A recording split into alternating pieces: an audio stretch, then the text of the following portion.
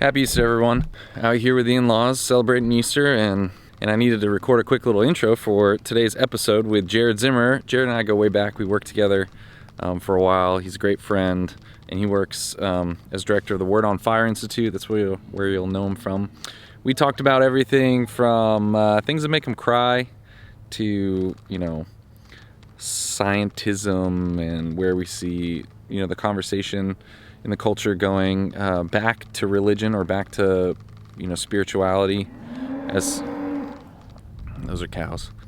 So anyways, it was a really good episode. I really enjoy it. Jared and I always go really deep. So I hope you enjoy this episode of the show. As usual, you can support the show on Patreon by going to patreon.com/the show. And that helps us make the show more awesome. You can also support the show by buying merch, buying the random merch that we're creating at theshow.threadless.com. So, also, we're still open to sponsors. You can get in touch with us if you'd like to partner with us, if you have a product that you think would be a good fit, or if you just want to send us a package in the mail. There's links in the description. And we'll be recording the big show soon where Allie, Johnny, and Nick will come on. We'll be answering questions and stuff if you want to send in a voicemail. 817-527-1423. And I think that's all the announcements, right? Pretty sure that's it. Just want to get those announcements out of the way. Hope you enjoy the show. I really like this conversation. Talk to you later. You staying home tonight? I hadn't planned on it, no. Plan on it.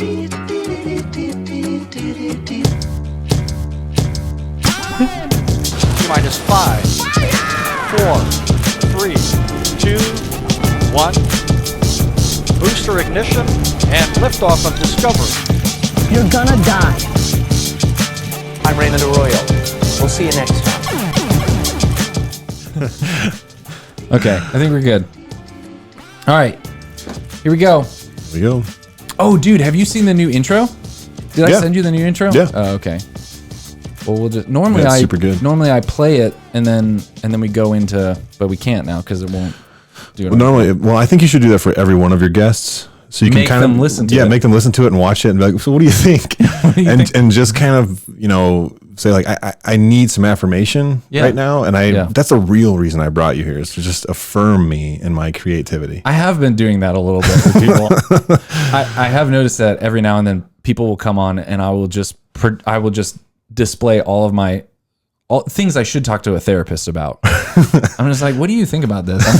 I'm really insecure about my childhood. I'm having some really dark dreams lately, and the hard part is it's not like I don't like it. It's kind of, I wake up very scared and kind of like a crisis, but it's enjoyable. Yeah, it's really cathartic, I think. Yeah. I enjoy pain. Right. And I don't feel empathy for anyone. I watched that movie about Ted Bundy and I got it. Yeah. I really was like, I understand. Finally, someone understands me. Finally, a brother. So how you doing, Jared? Been good, man. Man, you make my voice sound so insecure. You're insecure. I affirm you in your voice. Man, yours is just so. We gotta turn off the bass out of. Listen to my voice. My voice sounds like I'm in a hallway away, far away. My voice sounds like it's coming from so the soul. Loud. It's in the soul, man. That's where it's coming from.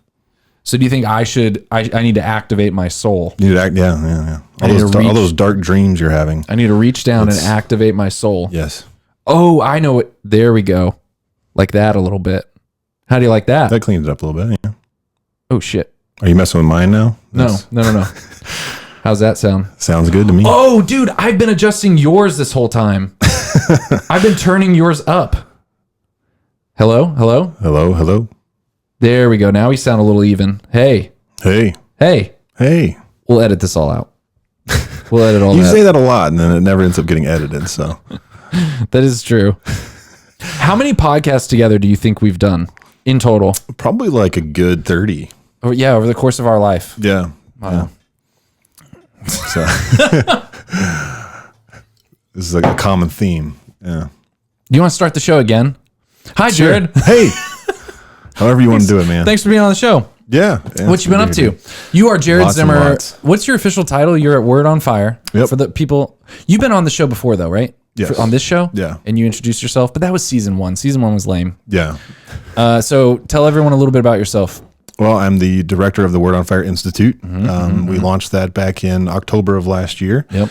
And it's been going really well. Online institute. It's an online institute that teaches people how to evangelize in the ethos of Bishop Barron. Yeah. So we film these courses out in Los Angeles that we bring in what we call fellows, teaching fellows. They're all experts in different areas. So we've got apologetics, scripture, but then we also have like psychology, sociology, things like that. Basically anything that an evangelist can use to reach our main target audience is the unaffiliated. Yeah. And so people are able to take these courses online, but then we're also doing things like conferences. We just recently did something called Bishop Barron Presents, which we invited Leah Labresco Sargent out to Santa Barbara. In-person event, right? Yeah. Okay, yeah. cool. So we had a live audience there.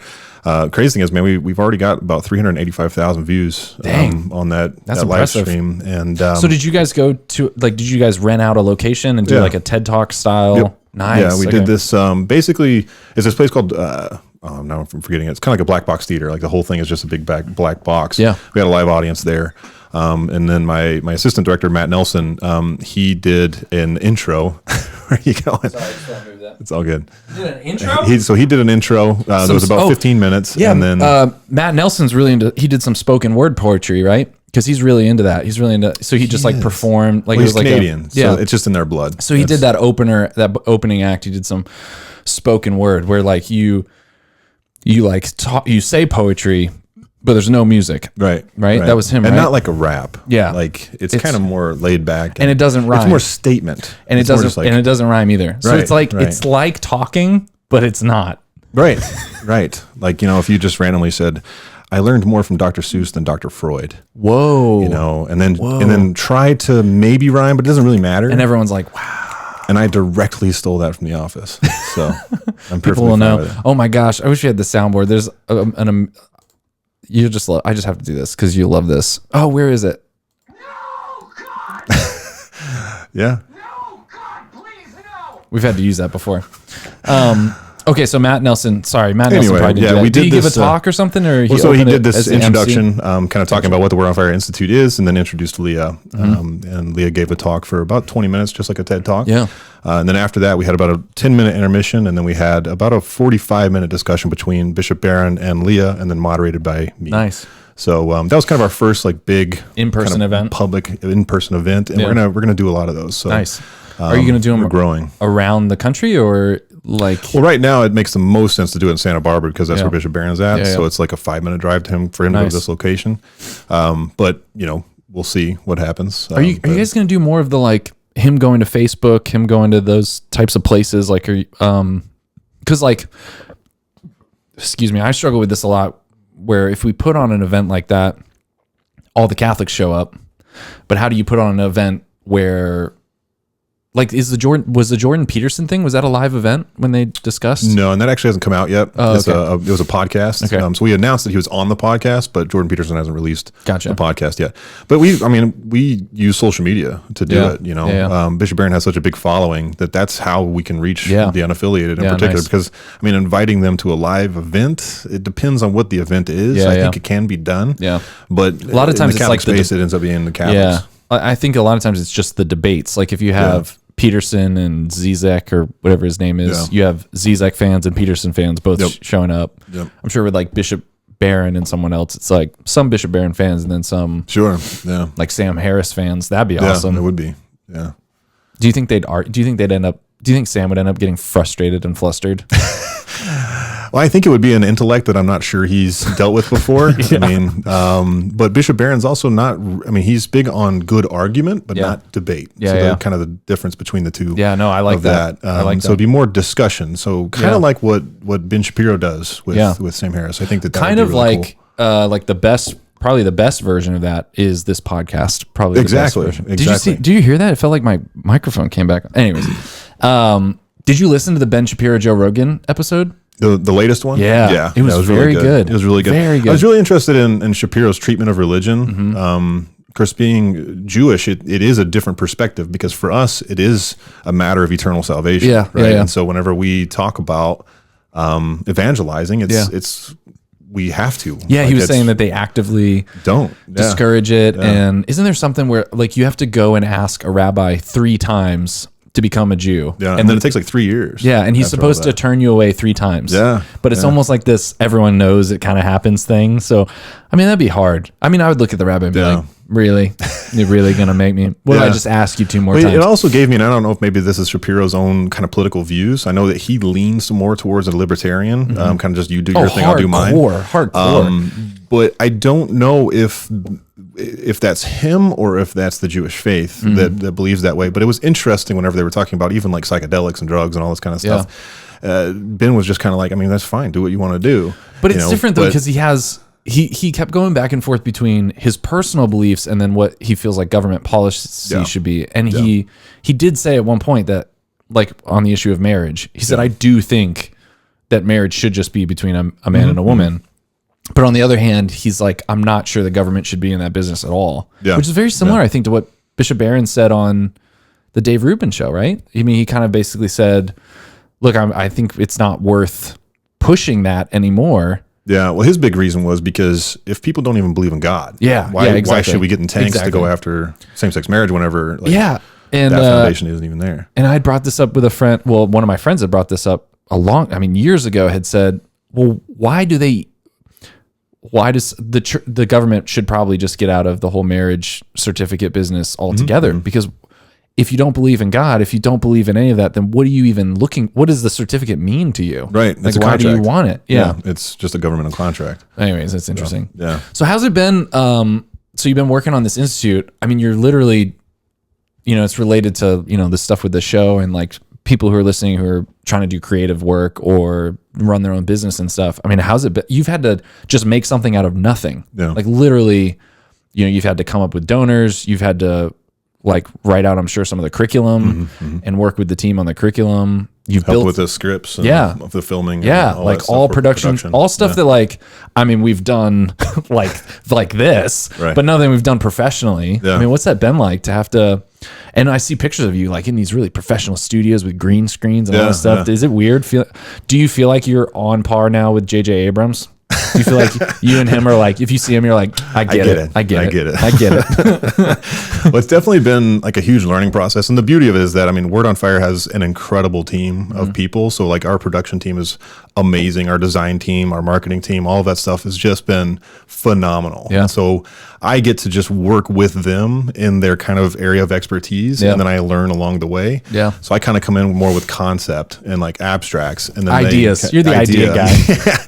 Yeah. And then when it comes to like really, the filming and all Yeah. that kind of stuff, I mean, most of the time when it comes to filming and stuff, I get to just show up. Yeah. Like, Isn't that I work awesome? on the scripts, I work on, that stuff. And we also work with the post-production team on the graphic images and all that kind of stuff. But in large part, I mean, Joe Glore is a heck of a producer. Yeah. Like he really knows what he's doing. Is he the bodybuilder guy too? Yeah. Okay, yeah, okay. Yeah.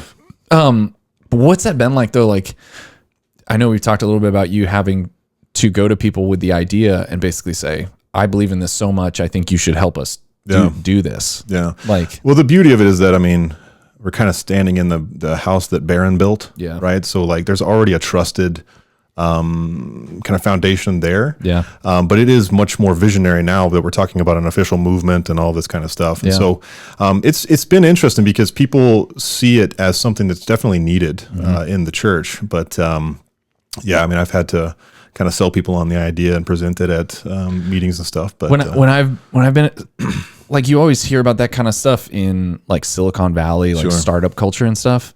But then when I'm around people like yourself or other people who are pursuing an idea to that level, Yeah. right? Because like, if you have no experience with that type of stuff, you just think I should start a podcast. Whereas someone else is like, if you think, man, I have a really good idea for this video-based podcast thing.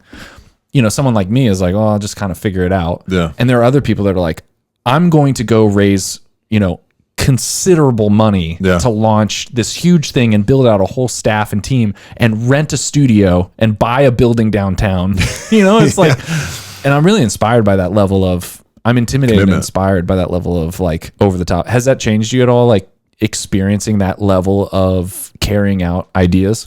It has. It really raised my desire for beauty and perfection, right? Like that we're not playing, minor leagues. Yeah. And so because of that, it's kind of like I look back at some of the stuff that I've created in the past and I just cringe. Like it's just like terrible. You know? I feel the same way about stuff. So it's raised my understanding of the creative process. Yeah. Also just like the project management process, all of that stuff. Yeah. It's totally changed me on that. And it's helped me to understand my own strengths and weaknesses when it comes to all of that stuff. And that's the beauty of having a team around you to help you. Because when I know this isn't really my area, I need to kind of let the experts do what they do. Yeah. That's been a big learning process for me in a good way, so.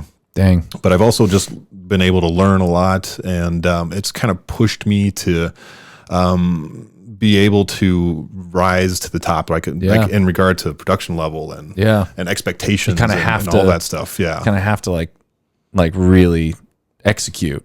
On that level. Yep. What's been the scariest part about having a team at that level? Like, what's been? Well, I mean, if I am going to be just completely open and honest right now, Kevin, we're firing Kevin. He's a jerk. Kevin, if you're listening, you're on the team. You're out.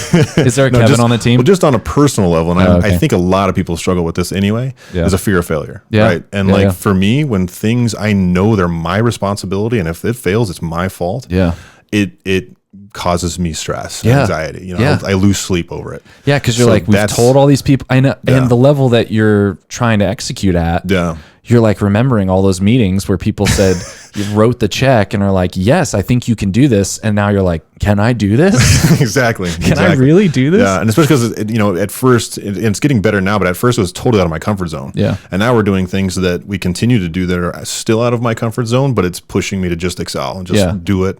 And it's helping me realize that sometimes that fear of failure is totally there's no reason to have it. But at the same time, I think it drives you a little bit to keep pushing and keep saying, no, this eye hasn't been, got it and all that kind of stuff. Well, I used to think, I think as you become an adult and as you become, as I'm turning 30 and realizing, I still don't feel like I'm fully an adult yet, and I'm 30, you start realizing at a certain point, or at least I'm feeling this sense that you never really feel like, as a kid, you think that there are adults who just got some manual and they know all the answers. Yeah. And you're like, okay, at some point, I'm just going to know, surely at some point an adult sat down and made a wise decision about how we should send emails back and forth. Yeah. But the truth is, no one knows. Everyone's making it up as they go. Everyone's no one got a book that was here's how to be a CEO of an online institute. Yeah. No one got the book. But kids looking at you are like, oh man, Jared must know what he's doing. There must be some manual somewhere. Obviously he knows some information. But it's so scary. You start getting, more experience doing those things, and you realize that everyone feels that way. Yeah. Everyone feels like I think this is how we should do this. Yeah. Yeah. So it's been crazy, man. Have you seen Spider-Man Into the Spider-Verse? Yes. Oh my gosh. Isn't it amazing? I like it a lot. Yeah. Okay. Can we talk about it a little bit? Because I think this is related. Because I have a lot of people in my life who, and it's not me for anyone who's listening. Do you hear it keeps going up. I have a lot of people in my life who are having this kind of hesitancy about leaving a job or doing a thing, having an idea, not knowing if they can execute on it. And that fear of failure, keeping them from taking that jump, if you know where I'm going with this. And you mean the famous scene? Yes. In the movie? Dude, and I don't know what it is. The song that they played in that was perfect. So amazing. So amazing. And what is it? It's What's Up Danger or something like that by, isn't it DJ Khaled? I can't remember who it is, but all I know is it's called What's Up Danger. Yeah, dude. It's so good. And I have to be honest. Slowly starts floating down. Dude, okay, so I'm going to be vulnerable here. You cried. Every time. I knew it. It's powerful, man. It's a good movie. But it's interesting because I've gone back and forth on it. I've rewatched the scene a few times, and every time I don't weep, but my eyes start. Kind of get that feeling in your throat. Yes. Maybe your chin starts wiggling a little bit. Yeah. I get it. Your chin starts wiggling. Kind of just one of those. I get it. And I don't know what it is, because it's not there are other scenes in other movies that are much more intense, like screaming or Rocky fighting kind of stuff. And it's not that there's anything that, if you just look at the shots of the scenes, it's just the knowledge that like I don't know, it's something about the knowledge of him, like finally he's going to put it all on the line. Anyways, that scene, what is that noise? You should get that tattooed on your shoulder or something. The scene? No, just him like upside down falling. Yes. Well, no, Cool. in that scene. So anyways. With What's Up Danger. Yes. Around it. Oh my gosh. So for those of you, we're going to ruin the movie. So whatever. Spoiler alert. Where is it? Here's our spoiler alert.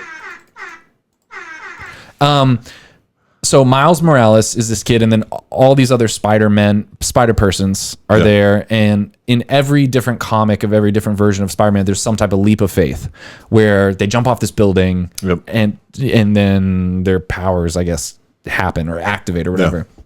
And so throughout the movie, he's not able to fully control his powers. He's not really able to really fight. It's so good. It's so well done. Even when he's running away from people, he like just barely every time gets away. And he keeps saying like, how will I know when I'm ready? How will I know? And then one of the Spider-Man says, you won't know. It's just a leap of faith. Yeah. And so then he gets to this part where like everything's on the line and he has to step up. And so this scene where he gets the spider suit and then he paints it with the spray paint. And man, that part, it's kind of him like learning himself. Yeah. Right? Like, and like he understands who he is. Yes. And he's like, I'm not gonna be Spider-Man. I'm gonna be me being Spider-Man. Yeah. And he like spray paints it and he even wears the Nikes over it. It's so awesome. And I was just like, yes! Like, anyway, so then he like goes up on this high city or skyscraper like and jumps off. And the scene where I thought it was so artfully done where he's falling, but they flip it so it looks like he's falling up. Yeah. Because he's like ascending. He's like coming up to his power. Yeah. He's like, and in that moment, you know, it's almost as if the leap, him having to do it is necessary in order for his powers to fully come out. Yeah. And he can't just sit on the silence and keep just like trying to use his powers. He has to just, you know, what's the story where I think it was some Greek general where he burns all the boats that they came in on. They land in a country. Oh, what is that in? They land in a country and they burn all the boats. Yeah.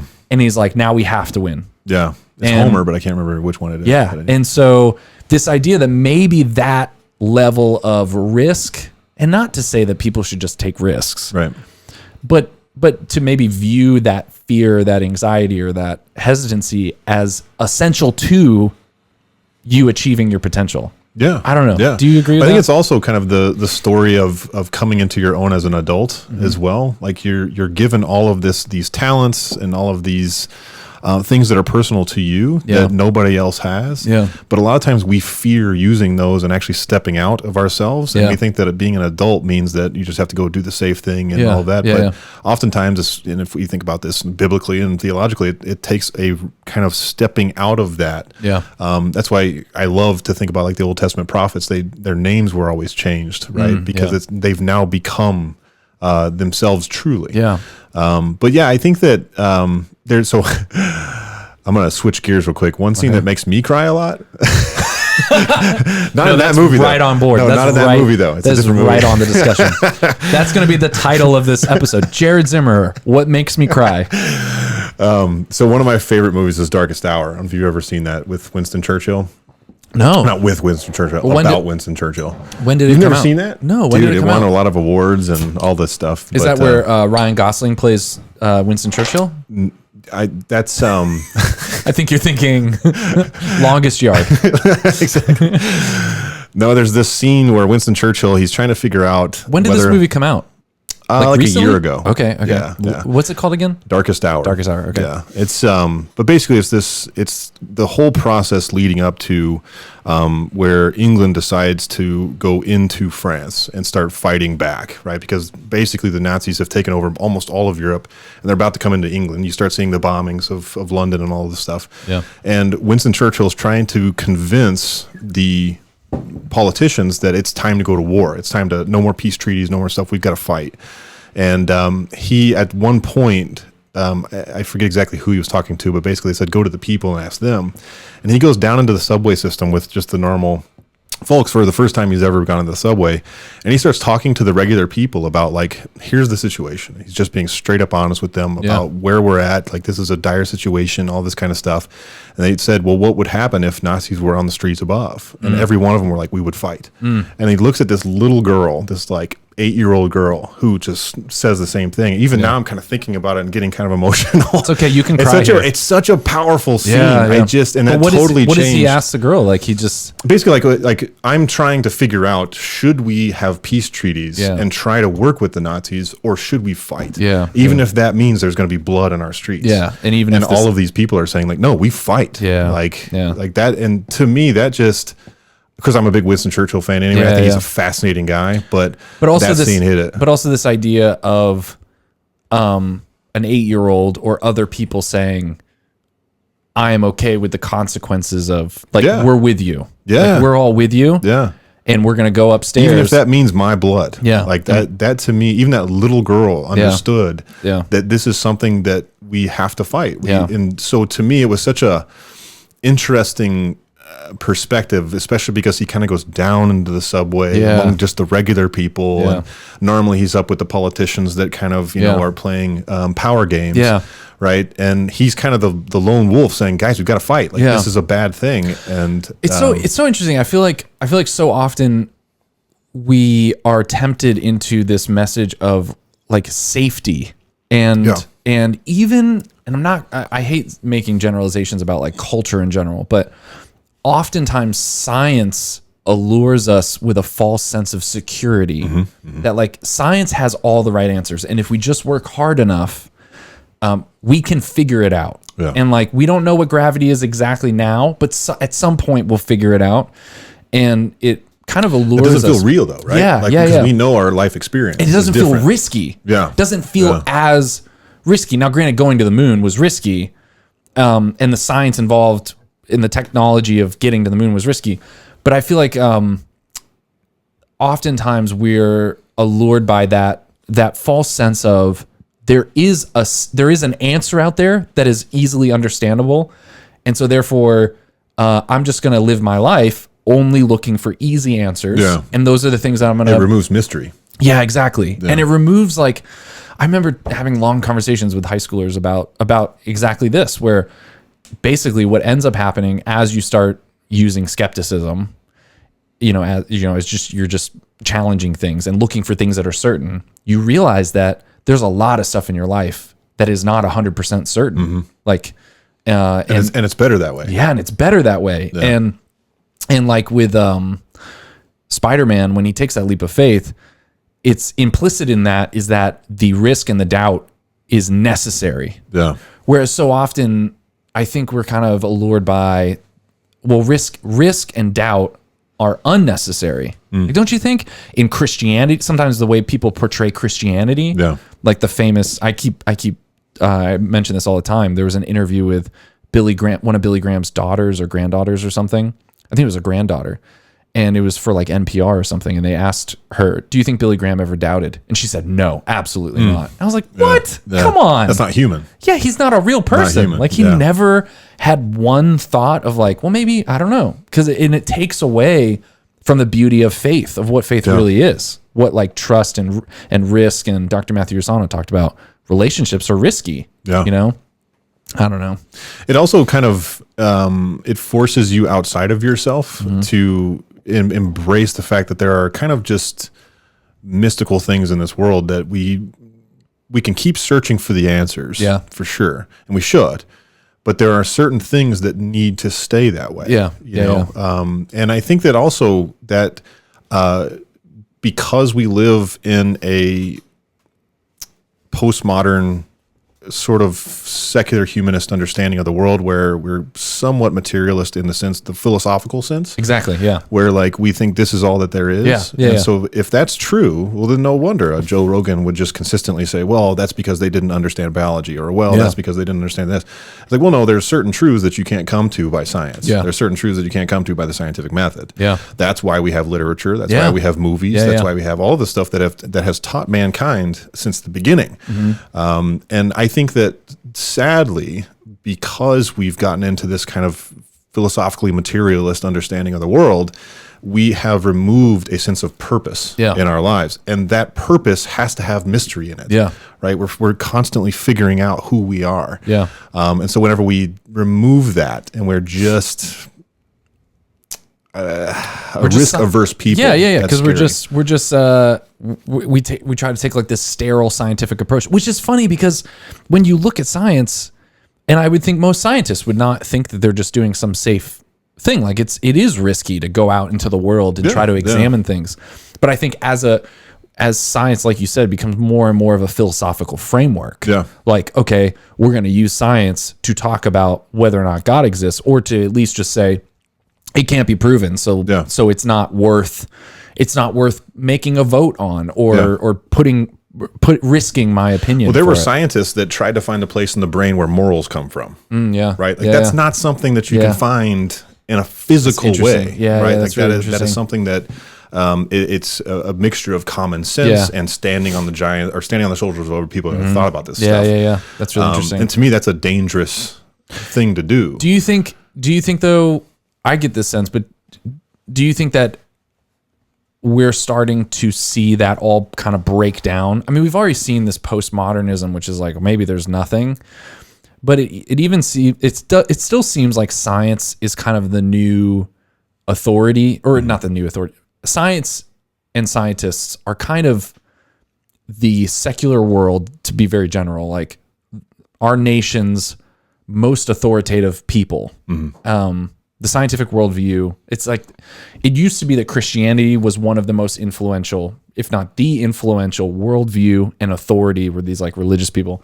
But now we've gotten to this point where scientists are kind of held up that way. But it seems like we're seeing it we're seeing that crumble. Yeah. Where we used to make church our church. Now we made science our church. Now we're seeing that crumble. And where do we go from here, where, Sam Harris and Jordan Peterson, these two big scientifically minded people, can't agree on the definition of truth. Yeah. In a very public way.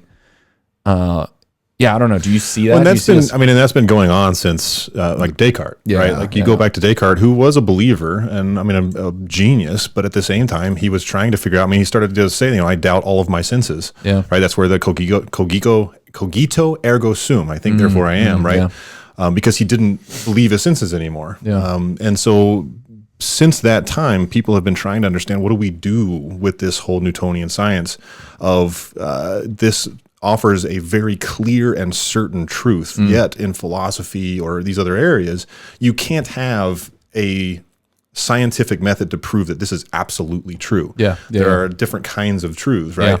And then along the way, I do think that started to crumble, partially because we are now post World War I, World War II, communist regimes, all this kind of stuff. We're seeing what happens whenever that worldview is taken to its extreme.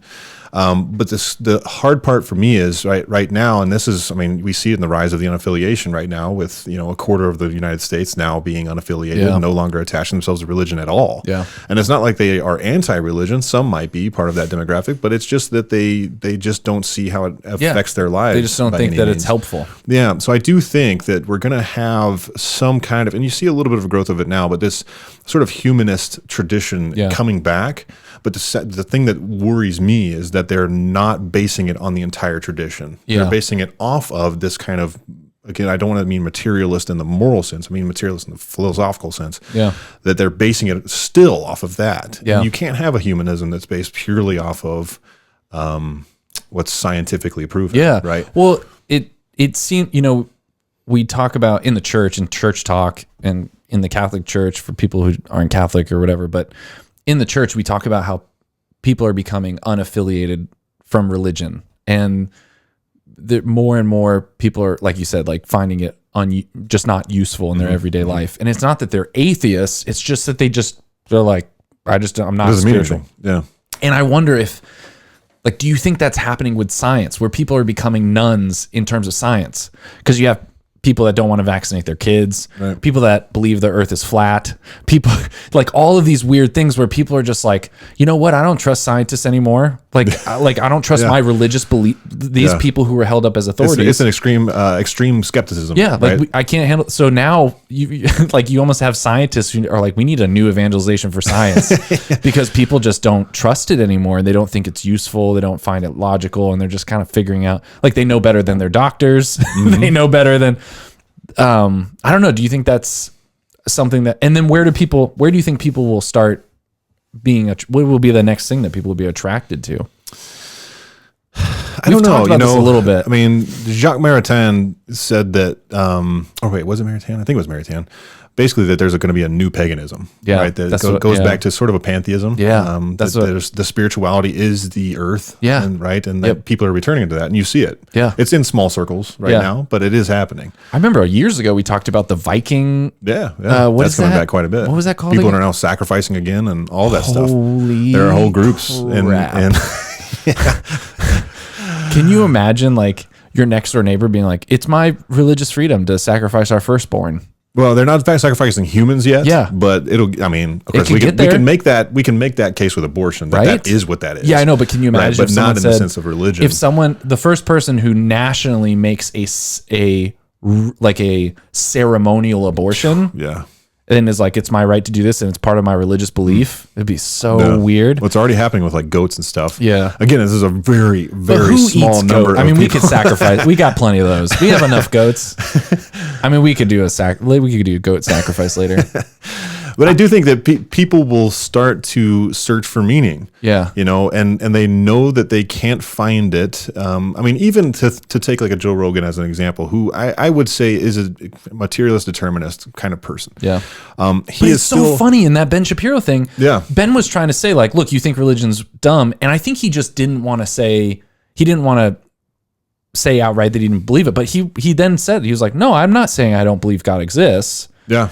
It was like he just changed. More agnostic. It's changed quite a bit. Yeah, he's like, no, the spiritual world. He's coming at it more from a sociological perspective, too. Like, because Ben was talking about his community, which the Jewish community, depending on where you go, it is a very small, tight knit community. Yeah. And he thinks it's helpful. He thinks that's helpful for people, But again, it doesn't, and I think it's interesting because he is searching for something non-material when he talks about psychedelics and all this kind of stuff. Exactly. But he still draws it back to what the brain is doing, what chemicals are doing. You know? So I don't know. I do think that maybe perhaps there's going to be a growth of this pantheism, but I think for a long time we're going to go through a who cares. Yeah. I mean, that's just going to be the reality. The difficulty, particularly as a society, is then what do you do with ethics? Yeah. What do you base it on? Yeah. Right. If you don't have some kind of common core belief or common core access of knowledge, right? And if that isn't there, what are you basing your community and your society on?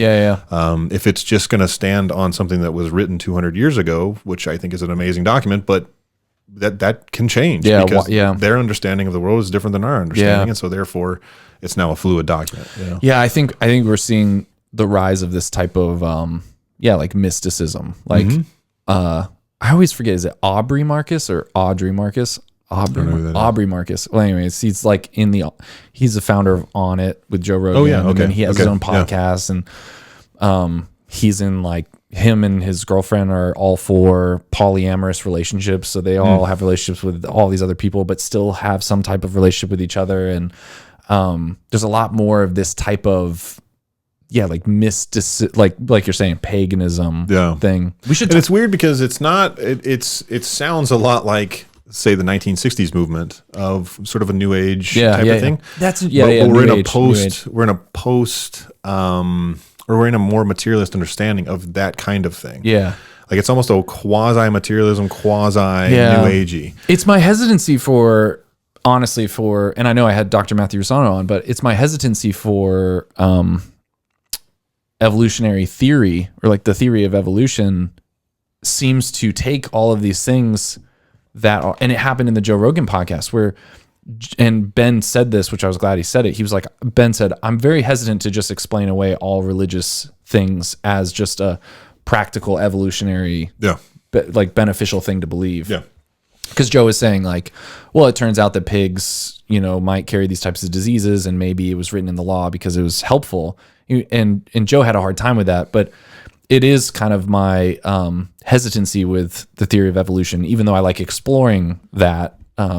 the hesitancy is that, then you start looking at paganism or looking at even paganism and mysticism or New Age just as like, this is just a helpful worldview that we've kind of come up with by way of evolution. Yeah. We should talk real quick about, I called you about this, remember? How much time? We have just maybe a few more minutes, but in that book, Truth and Tolerance, by Pope Benedict, he sketches this outline, and I maybe just want to hear your thoughts about it. But he sketches this outline where he proposes a kind of history of religion, or a history of, I don't know, humankind kind of. And he says, we could say that in the prehistoric time, societies were built on myth, and myth was kind of our relationship to truth or our relationship to the supernatural.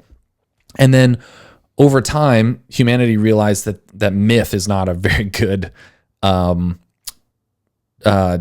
determination of truth, because people could just come up with myths, and some of them are true and some of them might not be true. You think about like the Greek gods, right? Yeah, and I mean myth in the sense of what's it called in Scripture?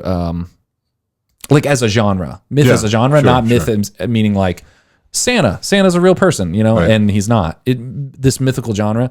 And so he says that we had kind of we tested out kind of three ways of dealing with myth. Yeah. The answer to myth. And I always like Tolkien's understanding of myth as well, that we are sub-creators, we are storytellers ourselves because the person who created us is a storyteller. Wow, that's cool. So that's there is cool. certain truths that are conveyed in those myths. Yeah, exactly. But it's not it's hard to test those, right? Yeah, so it's truths the same way in like a literary sense today that there are truths conveyed, but it's not like it's blatantly said. Yeah, it's not said in a scientific upfront direct way. It's said in this genre where it's talking. Anyway, so he says that we've kind of tried three different ways of dealing with myth, and in the beginning, one was mysticism, which meant the absolute value for finding truth, or the absolute the like highest value was an individual's experience with the divine, and sometimes that's every individual's experience. Sometimes it's Buddha's, there are these mystics, which are kind of like the priests of truth for them, where this person has this kind of crazy supernatural experience. And so they've come back and given us the real truth about reality. And so he says that's kind of one, this like mysticism as the way he calls it. He says the other way has been, to go in chronological order, the next one has been, the Judeo-Christian, like there is one God who has revealed truth and has told us more about reality. And the absolute value is kind of like the prophet, or, someone who has received a message from God, or we as people have received this message. And then he says, and then the third way that we're kind of dealing with right now is the Enlightenment, which says the absolute value is reason, is our individual reason. And I found that so fascinating because you can see like these, it just, as Benedict does, he just like lays it out so clearly where you're like, yeah, these are the only three options. This is exactly it. And I can see how reason and science and the priests of the scientific method are the scientists and reason. And I could see how it looks so similar to mysticism. Yeah. Even though if you talk to a scientist about like Buddha, they'd be like, no, there's nothing in common between us. Like they are irrational, we are rational. But there's just these different ways of dealing with that problem of like, how do we deal with the truth of reality, like you were saying? And he kind of says like, he doesn't say it this way, but he's like, each one of these requires a fundamental act of faith, which is like either reason is the absolute value, or the individual experience of the supernatural, or God has revealed himself. Yeah. And those are like the three options. I don't know. I'm sorry. I feel like I've said it in such a way that it's like, what else do you say? But I do think I'm though, very smart. That's why. It's what I love about Catholicism in particular is that it believes that God has revealed himself, but that we continue to use mystic and scientific methods of truth. And that's when I called you and I was like, this makes sense, because if you ranked kind of people who are influential in the culture right now, you have different versions of this. And Yeah. if people are too much of one, they're not as powerful as someone like Joe Rogan, who seems to try to use all of them. He's Yeah. trying to use, and it seems like our culture is looking for someone to reconcile all of them. Yeah. Like Jordan Peterson, when he did his whole lecture series on the Bible, and it was extremely popular, and he was really shocked by that. And I think if you think about it, you're combining this scientist who's a priest of science, right? This authority who's also talking about a God who revealed himself, but also talking about individual experiences of the divine. Yeah. And so he's talking about all three, and suddenly our culture right now is like, I'm really interested in that because science hasn't helped. Science hasn't worked. Christians haven't worked. Mysticism haven't worked. Yeah. Well, that's why I love also the work of Mortimer Adler and and I forgot the other guy's name. Was he the historian, Mortimer Adler? So Mortimer Adler he's a philosopher, but he was a big part of that great books of the Western world production. And the way they call it is the great conversation, right? That it's a dialogue through history where they're going back and forth. That I think is a very healthy way to understand all of this. Yeah. That like science shows up, okay, that's what you have to offer to the conversation. Yeah. Philosophy shows up, okay, that's what you have to offer. Like, and then you kind of see now how all of these are talking together, and it gives you an opportunity to kind of step back and say, okay, well, but what's actually true, dude? right? I love that. I hate to just be so like direct, but it is a Catholic way of trying to find truth in the world. Absolutely, it's all of those together. Yeah, we think of Aquinas, who, I mean, he kind of shocked the world whenever he went back to Aristotle and many of the non-believers because he's like, well, he said this, and I replied in this way, right? And that's a truly like Catholic understanding of truth and a Catholic understanding of the world. I think that whenever we try to maybe affirm everything in the absolute, it as again removes the mystic aspect of the mystery of human nature, of reality, and I think you lose something when you do that. And so, I mean, but I do think though that we're reaching into a place where people are trying to return back to that mystic, that mythic place, and that's why you see this rise of going back to Viking gods and all this kind of stuff, because they want purpose, and the scientific method has not offered it to them. Yeah, because they're trying to live out a worldview based on just science. Is really freaking hard.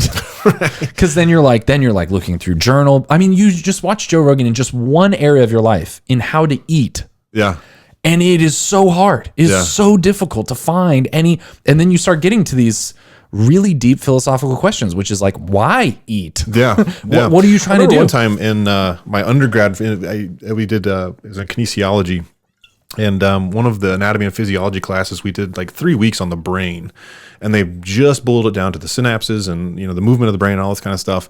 And I remember thinking, that's it? Like, it sure seems like there's a difference between the brain and the mind.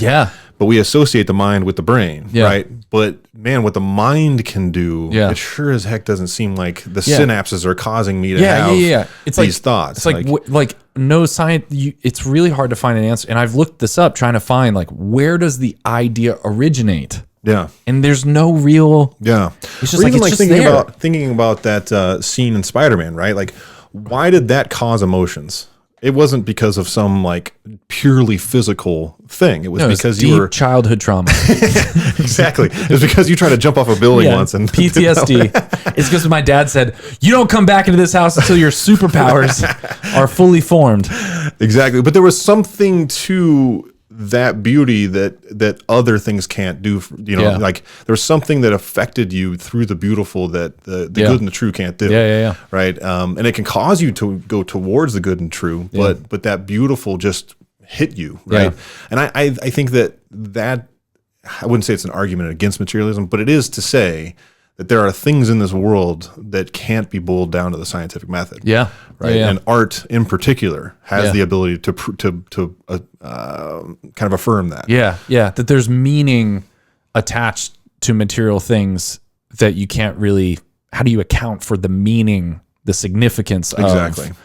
I mean, it's just a few letters on a page, but if it's written by someone you love, it changes everything. And it's the whole both and thing, right? Like we can be scientific and we can be rational. And we can be scientific and we can be mystical. We can be like I trying to put us in these boxes. That's actually not. It's not a Catholic thing, for sure.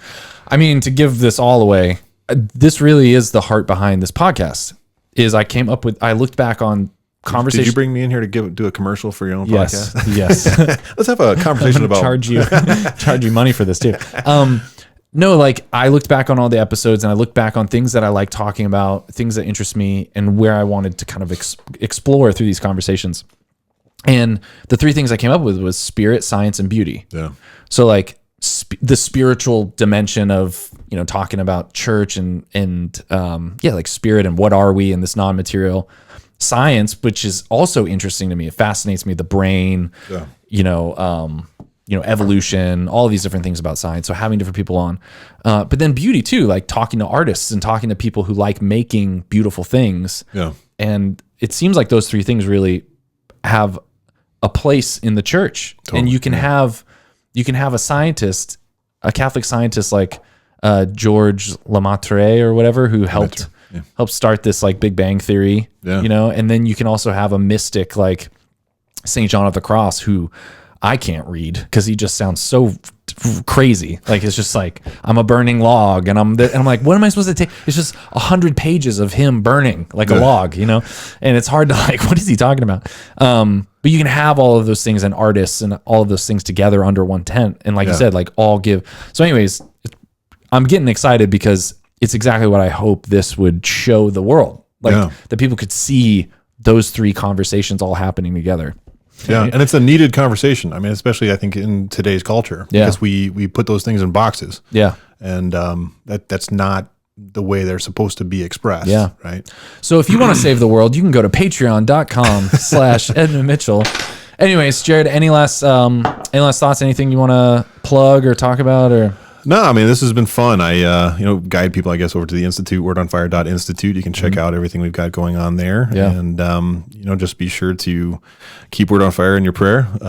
But this has been a really fun conversation. Sweet. Like, it's pretty funny how deep this got because we didn't plan much at all. Yeah. I don't ever really plan much of this at all. It worked.